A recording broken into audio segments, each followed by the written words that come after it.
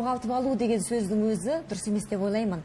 Жалпы депрессия дегеніміз күйзеліс, депрессия деген нәрсе, былай психологиялық көзқараспен қарағанда, мұсылманның тілімен айтқан кезде шүкірліктің жоқтығы.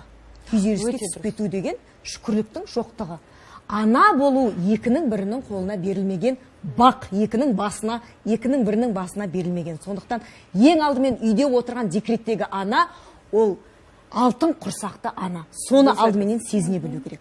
Ал дүниеге бала алып келген әйел, екі дүниенің арасынан аман шыққан әйел, бүкіл дүниені қопарып тастауға шамасы келеді. Сондықтан Бонди өте дұрыс айтып отыр. Біздің телевизор көруге, сериал қарауға уақытымыз жоқ дейді. Әрине, уақытымыз жоқ. Қазір мүлдем телевизорды мүлдем қоспаймыз да. Балалар көреді. Бірақ мен өзім екінші баламда декретті демалыста отырғанымда есімде қалғаны бір Корей сериалын көргенмін. Не атын білмеймін, не оның мағынасын да білмеймін фильмнің. Сондағы әр адам өзіне керегін алады, және де өзінің қолынан қажетін, сіздің қолыңыздан өзгелерден артық қандай дүние келеді, соны жасаңыз деп өте дұрыс айтып отырсыз. Демек, мен сол сериалды қарап отыратынмын. Баламды емізіп отырғанда, немесе бесік тербетіп отырғанда, қазақша сериал болып жатады, орысша төменде субтитр жазылып тұрады. Сонда өзіме мен аудармашы ретінде, мына сөздің аудармасы осы екен ғой деп, тілімді жаттықтыратынмын. Сөйтіп мен қазақ тілімді жетілдірдім, былай айтқанда.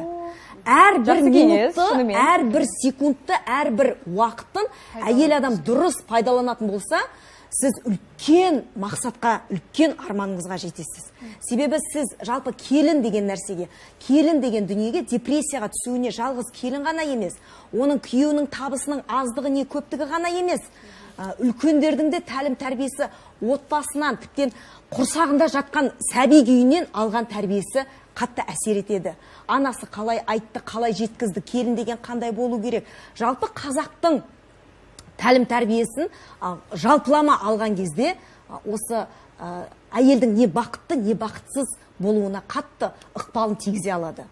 Сол себепті бұны бір ғана әйелді ғана кінәлап қана емес, жас келінді кінәлап қана емес, оған қолдау ретінде, барлығы жалпылама бір көмек ретінде, үйрету ретінде, сабақ ретінде көрсеткен абзал.